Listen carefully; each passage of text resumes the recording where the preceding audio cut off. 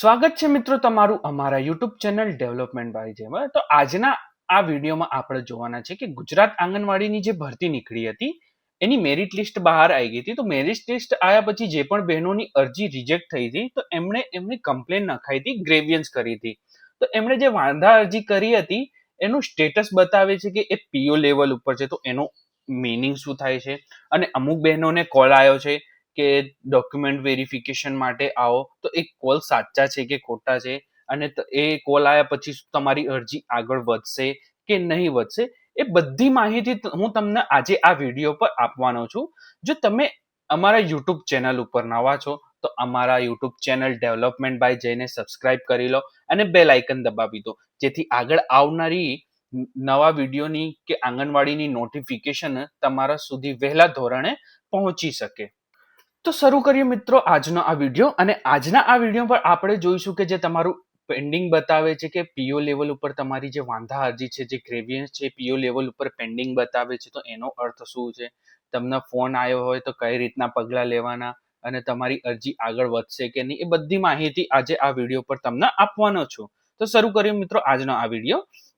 તો શરૂ કરતા પહેલા આપણે એક જસ્ટ લુક આપી દઈએ બધી ડેટ ઉપર. તો બધી ડેટ આપણે કોઈ જોવાની જરૂર નથી, એ તમે પહેલા બી જોઈ લી છે જો મારો વિડીયો તમે રેગ્યુલર જોતા હોય.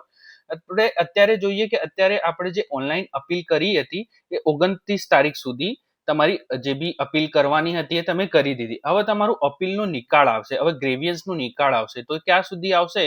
તો તમારે જે બી 9 તારીખ સુધી, એટલે તમને 10 દિવસનો સમય ફાળવવામાં આવે છે કે તમારી જે બી અરજી હશે એને નિકાળ કરવા માટે. તો એ તમારી 9 તારીખ સુધી તમને અરજી ઉપર કામ કરવામાં આવશે. એના પછી તમારી બીજી નવી મેરિટ લિસ્ટ બહાર પાડવામાં આવશે જે તે અરજીની પ્રોસેસ થઈ ગયા પછી. તો શરૂ કરીએ આગળ.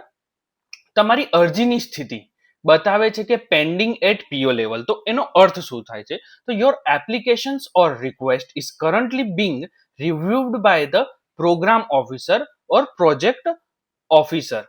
એટલે કે તમે જે એપ્લિકેશન નાખી હતી, તમે જે અરજી કરી છે, એ રિવ્યુ થાય છે કોના અંડર? તો પીઓ લેવલ, પ્રોગ્રામ ઓફિસર. પીઓ જે છે એને પ્રોગ્રામ ઓફિસર કાં તો પ્રોજેક્ટ ઓફિસર કહેવામાં આવે છે. તો એ તમારા જે બી રિક્વેસ્ટ તમે કરી છે એ તમારી રિસર્ચ, તમારો જે એપ્લિકેશન નાખી છે એને જોવે છે, એના ઉપર કામ કરે છે. The PO is key managerial role is responsible for implementing the integrated child department services. તો જે બી તમારે આઈસીડીએસ સર્વિસ છે એનો ઓફિસર હોય છે પીઓ લેવલ ઉપર.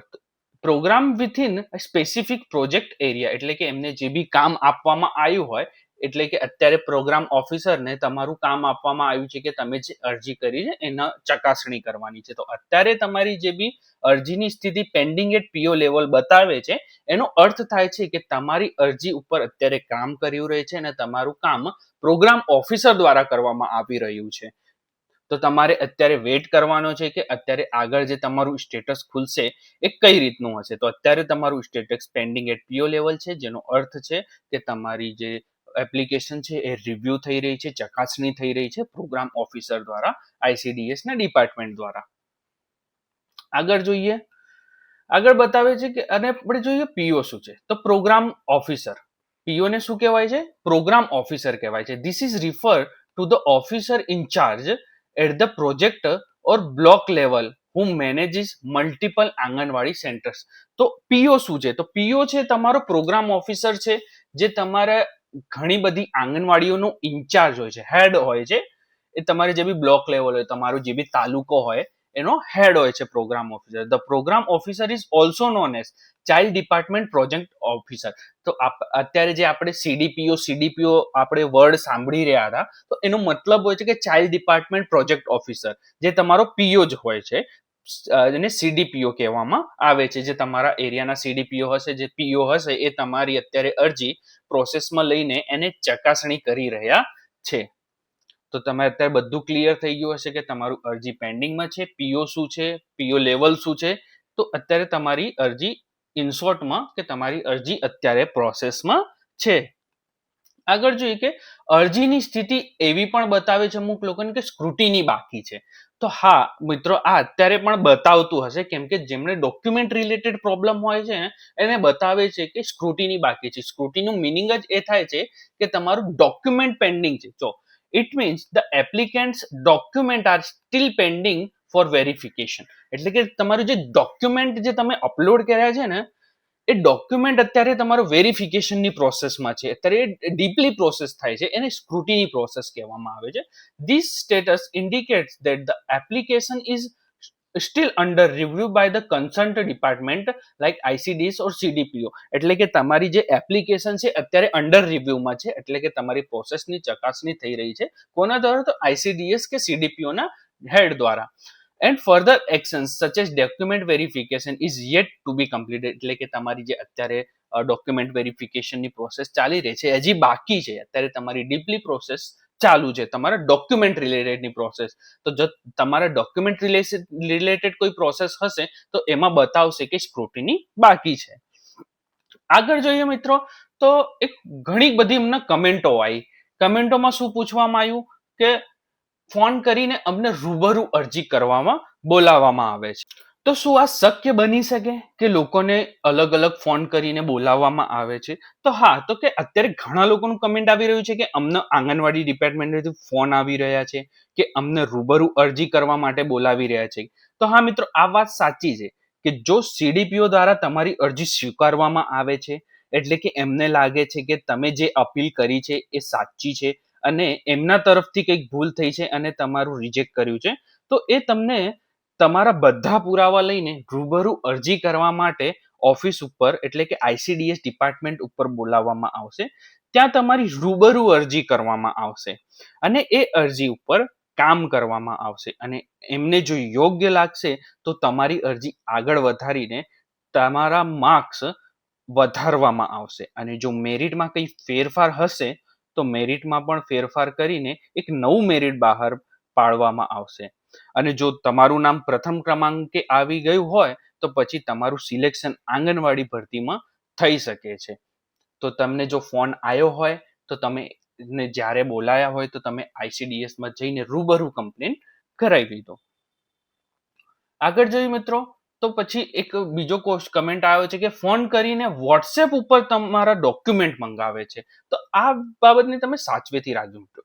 તો ઘણા લોકોનું કમેન્ટ એ બી આવી રહ્યું છે કે અજાણ્યા નંબરથી ફોન આવે છે અને કહે છે કે અમે આંગણવાડી ડિપાર્ટમેન્ટમાંથી વાત કરી રહ્યા છે અને અમને તમારી અરજી મળેલી છે, એના રિલેટેડ તમારા પુરાવાની જરૂર છે, જેમ કે સ્વઘોષણા પત્ર, તમારી પર્સનલ વિગતના પુરાવા, એ બધું વસ્તુઓ તમારી જોડેથી માંગી રહ્યા છે. જો તમને બી આવો ફોન આવ્યો હોય તો તમે સાવચેતી રાખજો, કેમ કે આ ફ્રોડ કોલ પણ હોઈ શકે છે. તમારી વિગત લઈને તમારું કોઈ ખોટું પણ કરી શકે છે. એટલે કે તમે સાવધાની રાખીને પહેલા એ વાતનું કન્ફર્મ કરો કે જે માણસનો ફોન આવ્યો છે એ ખરેખર આંગણવાડી ડિપાર્ટમેન્ટમાંથી છે કે નથી. એના માટે તમે આઈસીડીએસ ડિપાર્ટમેન્ટમાં કોલ કરીને તમારી કમ્પ્લેન નોંધાવી દો કે અજાણ્યા નંબરથી ફોન આવે છે અને અમારે જોડે ડોક્યુમેન્ટ ઓનલાઈન વોટ્સઅપ ઉપર મંગાવે છે, તો શું અમે એ ડોક્યુમેન્ટ આપીએ કે ના આપીએ? આવી રીતની તમે કમ્પ્લેન નોંધાવી દો. જો એ માણસ ખરેખર આંગણવાડી ડિપાર્ટમેન્ટમાંથી હશે તો તમને સાચી જાણકારી મળી રહેશે અને એ પ્રમાણેના પગલાં તમે ભરશો. કેમ કે શક્ય બની શકે છે કે ઘણી બધી કમ્પ્લેનો આવી હોય અને ઘણા બધા ડોક્યુમેન્ટ ચેક કરવાના હોય તો બધાને રૂબરૂ બોલાવી શકાય એમ ના હોય. પણ આંગણવાડી ડિપાર્ટમેન્ટનો આ નિયમ છે કે અરજી આગળ વધવાની હોય તો તમારે રૂબરૂ ઓફિસ ઉપર બોલાવવામાં આવે છે. પણ એ પણ શક્ય હોઈ શકે કે તમારું ડોક્યુમેન્ટ જોયા પછી જ તમારી અરજી આગળ વધારવામાં આવે, એવું પણ શક્ય હોઈ શકે છે. તો તમે સમજી વિચારીને પગલાં લેજો. અને હા, એ પણ શક્ય હોઈ શકે કે કોઈ તમારી જોડે ફ્રોડ કરી રહ્યું હોય, તો આ બાબતની સાવચેતી રાખજો અને ખૂબ જ જરૂરી સમજી વિચારીને તમારા ડોક્યુમેન્ટ કોઈને વોટ્સઅપ કરજો. તો મિત્રો તમે ધ્યાન રાખજો આ બધી બાબતોનું, કેમ કે આજના સાયબરના દોરમાં તમને આ સાયબર ફ્રોડ પણ થઈ શકે ખરા.